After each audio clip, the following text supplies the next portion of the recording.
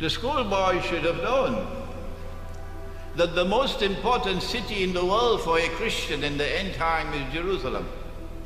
The most important city in the world for a Jew in the end time is Jerusalem. The most important city in the world for a Muslim in the end time is Jerusalem.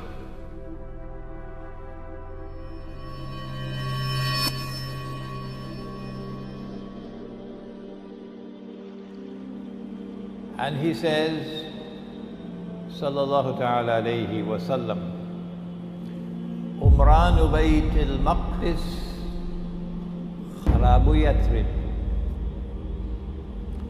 Kharabu Yathrib khurujul malhama. Khurujul malhama Fathul Constantiniya. Fathul Constantiniya Khurujul Dajjal. And then he placed his hand on the knee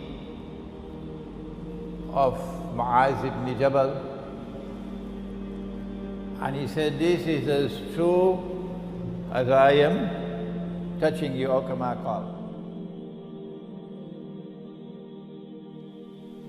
I have something to share with you tonight that you probably would be surprised to learn. Our Prophet, Allah's blessings be upon him, is talking about the end times and about the sequence of events that will occur in the end time. And this is what he said. He said, Umranu Bayt al-Maqdis.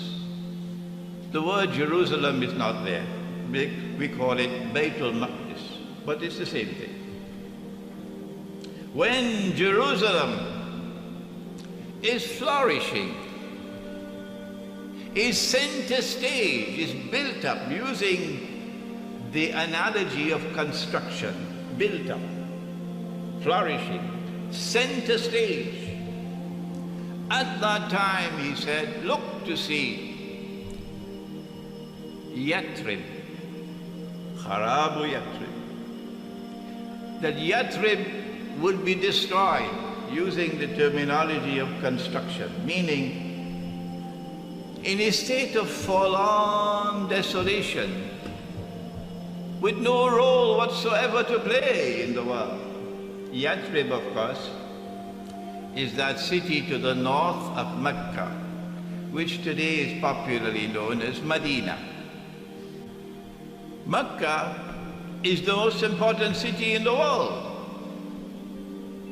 for a Muslim, for an Arab. So why should he refer to Yathrib and not to Mecca? When Jerusalem is flourishing, center stage in the world, Yathrib will have no status whatsoever. Answer? Because Mecca also will have a status less than Yathrib. So in the end time, Mecca has no role to play for a Muslim. In the end time, Yathrib or Medina has no role to play for a Muslim. In the end time, it is Jerusalem which is the most important city of all. And then he went on to say, and I hope these words of mine reach to Turkey. Can you take it please to them? Kharabu Yathrib, Khurujul Malhama. Malhama, you know it. You call it Armageddon. Armageddon. The Great War. He called it a war in which 99% of those who fight would be killed. 99 out of every 100 would be killed. You call it Armageddon. We call it the Malhama. And that Malhama has not as yet taken place. Perhaps you might want to tell that to Turkey for me. The Armageddon has not as yet taken place. He said, Khurujul Malhama, Fathul Constantinia. That the next event which will take place after Armageddon, after the Malhama, would be the conquest of Constantinople. He didn't say Istanbul, no. So, excuse me, Mustafa Kemal, I have to use the name that my prophet used. He used the word Constantinople. And so the conquest of Constantinople has not as yet taken place. That is why I ask you to take this message, please, to the Turkish Muslims. 600 years of brainwashing can be removed. 600 years is a long, long time. So you might need a lot of water and a lot of soap to wash away that brainwashing. The conquest of Constantinople, prophesied by Prophet Muhammad, Allah's blessings be upon him, has not as yet taken place. It will take place after the Malhama. And when it takes place, then that's goodbye to NATO. I hope I don't offend anyone. When it takes place, when the conquest of Constantinople takes place, that's goodbye to NATO.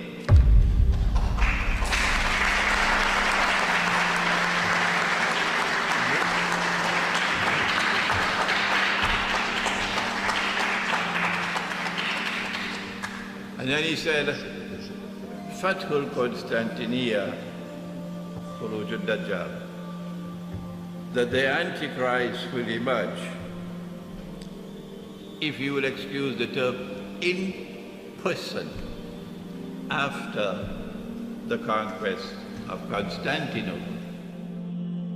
And when I said that on that day when we liberate Constantinople from NATO, we will return this cathedral to you, Hagia Sophia. Because your cathedral. And it was the most disgraceful, shameful event in the history of Islam, that a Muslim people should take a cathedral,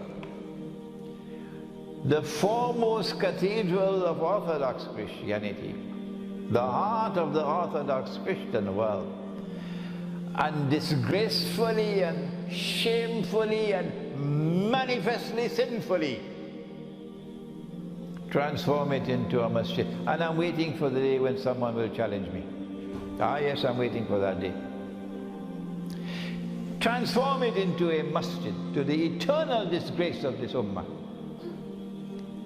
We'll return it to you, and we'll offer an apology for 500 years that it was a masjid.